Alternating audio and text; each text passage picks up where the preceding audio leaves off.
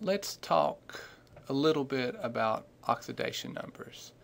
So what I want to discuss is what are oxidation numbers, how are they used by the chemist. We'll go through the rules for the oxidation numbers, and then we'll apply it to a couple problems to get a feel for how these are used. One thing to keep in mind, this little paragraph up top here, bookkeeping technique. Oxidation numbers and the rules associated with oxidation numbers are just a set of rules, techniques that chemists use as a bookkeeping tool, really, to follow, here we go, the loss and gain of electrons during a reaction. Now, these reactions typically are called oxidation and reduction reactions. We're not going to discuss that yet. We're just looking at what are oxidation rules, how they're used. So, why is this a big deal? Well, electrons are the thing that changes in a reaction. I mean, those are the key points. You know, if you're talking about bond formation, bond breakage, then it's the electrons that oftentimes jump around between molecules, or I guess within a molecule as well.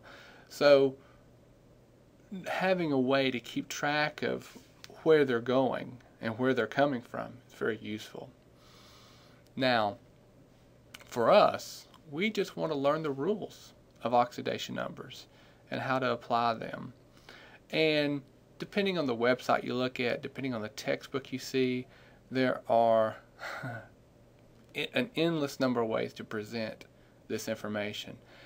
What I've wanted to do here is really trim it down, boil it down to 4 essential pieces in terms of oxidation numbers.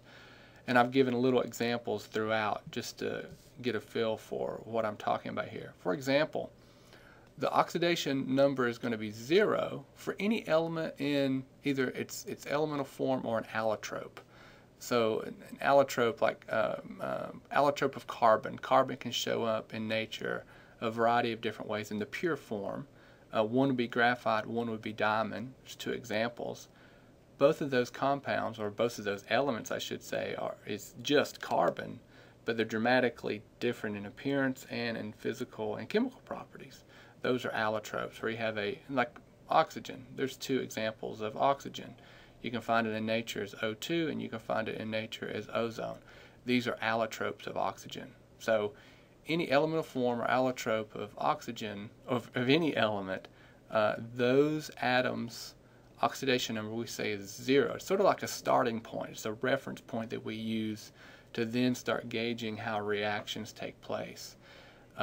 Most of the elements that you come across are monoatomic, like gold and sodium, and then there's a few others. There's our 7 diatomics we need to know, and then a few oddballs here and there in terms of S8 would be an example.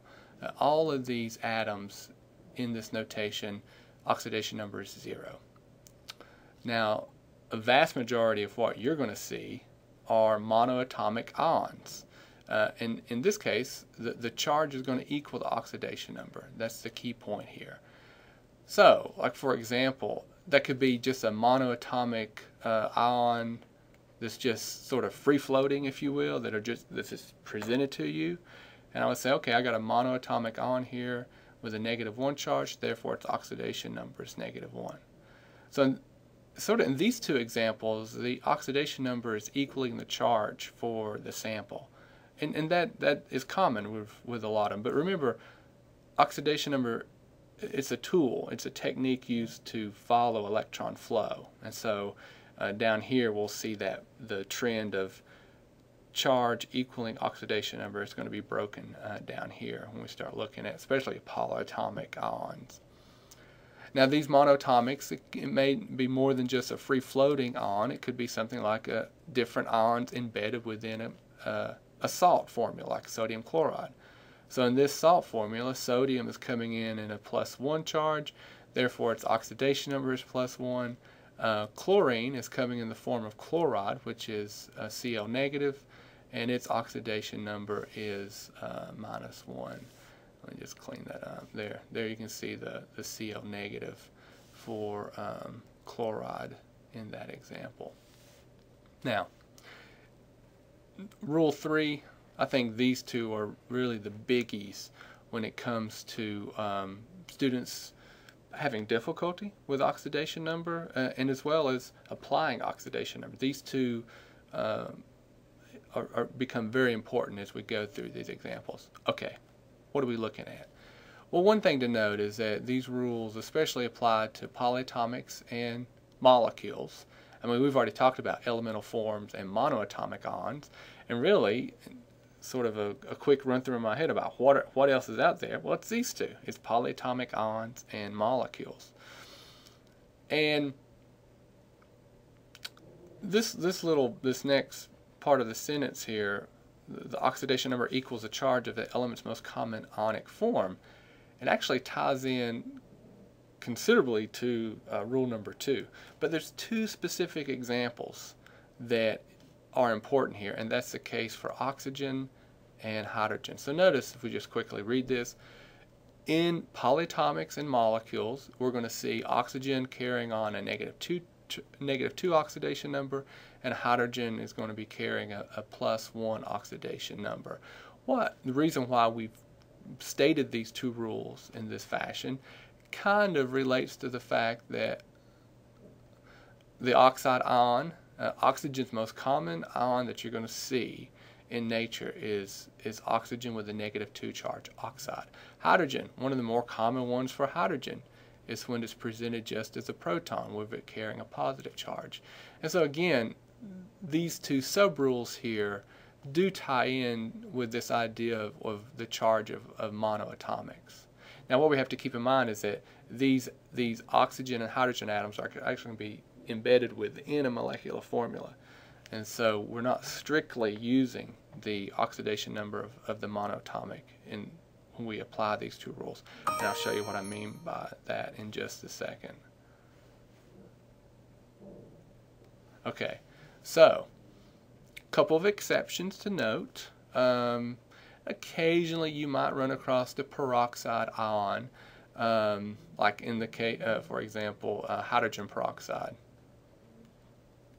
Each of those oxygen atoms there is carrying on a -1 charge. Okay, so occasionally you'll come across peroxide. The exception for hydrogen is a little bit more common. That should be an H minus there. It may be a little bit difficult to see. This is the hydride ion, and it has an oxidation number of -1. Now again, this is really kind of a restatement of rule number 2. For example, something like sodium hydride is a common salt that uses the hydride ion. And so we'll go through this in terms of the nomenclature lecture, but we know hydrogen is carrying a negative charge there because it's on the right-hand side of this salt formula. Again, we'll say more about that later. And then the last thing, this is always true, fluorine, F, has an oxidation number of -1. And that's whether it is in a, let's say, some kind of molecular compound like IF7, or if it's in an ionic compound like sodium fluoride. In both of these cases, F, fluorine, always carry a -1 oxidation number. But by far, it's the oxygen and hydrogen, two most important ones, and then this final rule here, very important. It's saying that if you have all the oxidation numbers for all the atoms in the molecule, if you add them up, they should add up to the total charge of the molecule, whether that is a polyatomic or a molecule carrying no charge. Like for example, we can do, let's just look at water as a quick example. If I wanted, the reason why I chose water is because we have the rules for oxygen and hydrogen right in front of us, and we can apply it. Actually, we can apply, well, these last three parts that are showing up in the screen, we can apply to, or these last two rules, we can apply to water. So like for example, let's just sort of run through the sequence here. Hydrogen is there. Okay, there's two hydrogens. We know each hydrogen takes on a +1 oxidation state, right? That's given in that sub-rule there. And then we say there are 2 hydrogens in this molecular formula due to the 2 as a subscript there. Plus, the oxidation number for oxygen here is a -2. If I add these up, +2 -2 equals 0. So this summation of the formal charges for a given set of atoms have to add up. Again, I'm using this last rule here, have to add up to the overall charge of the molecule. Water is a neutral molecule. There's a balance in the number of protons and electrons in this molecular formula. It has a 0 charge overall to it. And so the summation of the oxidation numbers add up to 0 for this particular example. Now, a really common type of example, let's just do it this way. For example, carbon monoxide.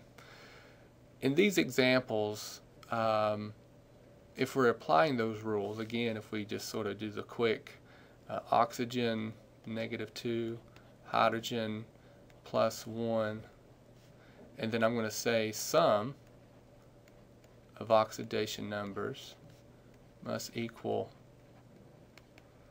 overall charge.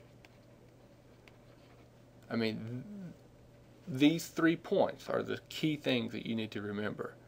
So, how do you handle something such as carbon monoxide? Okay, we look at the molecule here. There's no charge associated with things, so it's overall 0 charge. And so that means that the oxidation number for carbon plus the oxidation number for oxygen need to add up to 0. That's one thing to keep in mind. The other thing is that, based on these 2 points, well, I can go and say, well, I know